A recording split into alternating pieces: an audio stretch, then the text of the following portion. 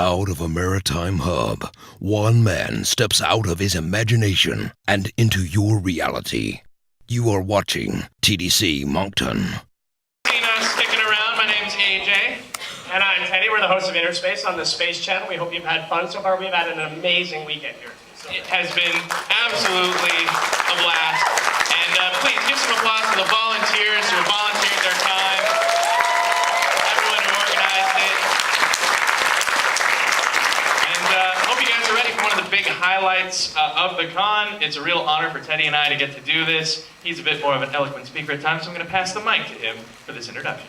I love it when he lies to me. That's amazing. I'm so excited to introduce your next guest. Obviously, we all know and love him as Pavel Chekhov in Star Trek: The Original Series, as well as the films with the original cast, and of course as Alfred Bester, the amazing antagonist on Babylon 5. But of course, he's also had an amazing and iconic acting career outside of those two amazing achievements. He's acted opposite other genre greats like Bruce Campbell. He's worked for Alfred Hitchcock. He's also a notable author of both fiction and nonfiction. He's written and starred in several critically acclaimed plays. And on top of all of that, he created a comic book series, and he's done some really notable international humanitarian work. When you think of the term Renaissance man, this guest totally embodies it. It's our pleasure to introduce Walter Koenig.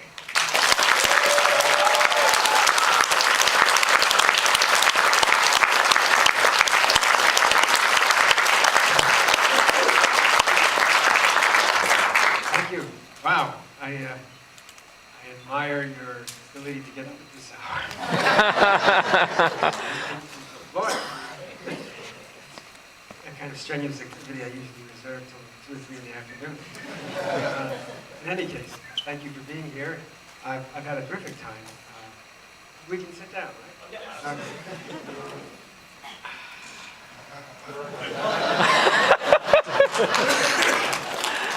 I've had a terrific time being in Halifax.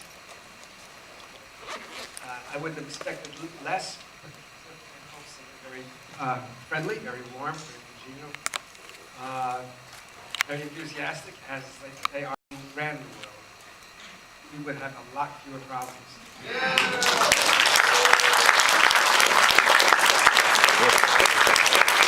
I said ran, I mean attended as well.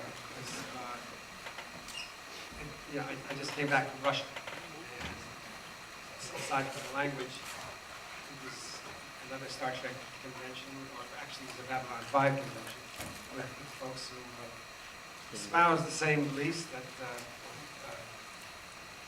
we congregated on Star Trek, and leaving a better future and a place where everybody, at least on this planet, find a way to get together and embrace each other's ethnicities, differences, creeds, nationalities, races. And that's why I attend this, because I just find that commonality of belief so refreshing, so different than what I'm exposed to, and what I think most of us are exposed to in the real world, banality.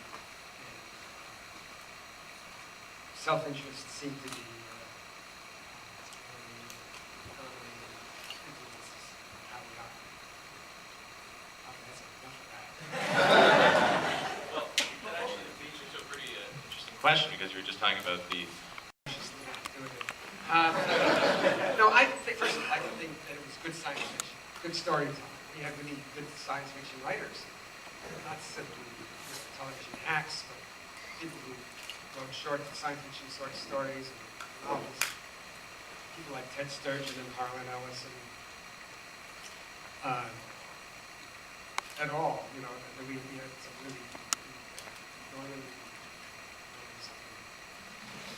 somebody else, Robert Bloch.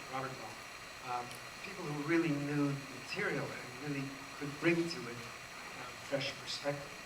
It wasn't my grandfather's science fiction. It was very current and very topical. It addressed issues that were significant, played philosophical roles in our lives. So all of that, the fact that it was intelligently written, fact that we have talented actors playing the roles. All of that, I think, led to its success. If you ask me qualitatively, what portion, how much of it, what was responsible for how much of it, the artistry, the politics, I don't know. And I don't really know why it should continue. I mean, I'm sure there have been sociological studies about Star Trek's success as a reflection of the way that the society behaves. But then we're talking about all the societies. Because, I've been to Germany, and I've been to Brazil, and I've been to Russia, and I've been to the UK, and they all embrace Star Trek for the same reasons. So I think it's all those things together. Why this show more than any other? I don't know how to answer that. You mentioned, Star Trek the original series going from great to iconic with the addition of Chekhov. We would all agree, I'm sure. But I'm hoping you can just talk a little bit about the introduction of Chekhov at the beginning of season 2. The Mr. Roddenberry's motivation and maybe what attracted you to the role. Mr. Roddenberry's motivation is really pragmatic. Regardless of what you've heard, Pravda did not complain that there wasn't a Russian in Star Trek. Pravda didn't even know about this.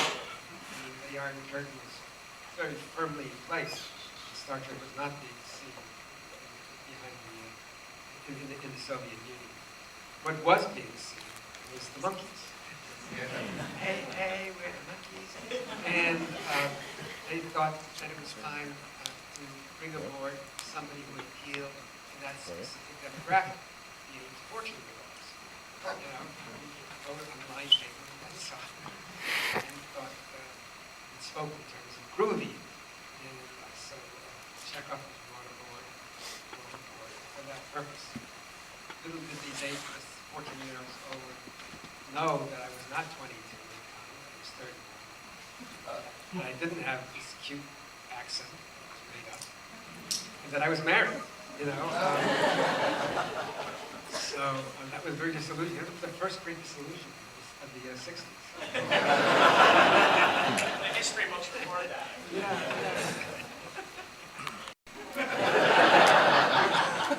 Had this image, And I grew up. I learned that you have to approach the work with integrity. You cannot prostitute yourself. And you must try to cull from your self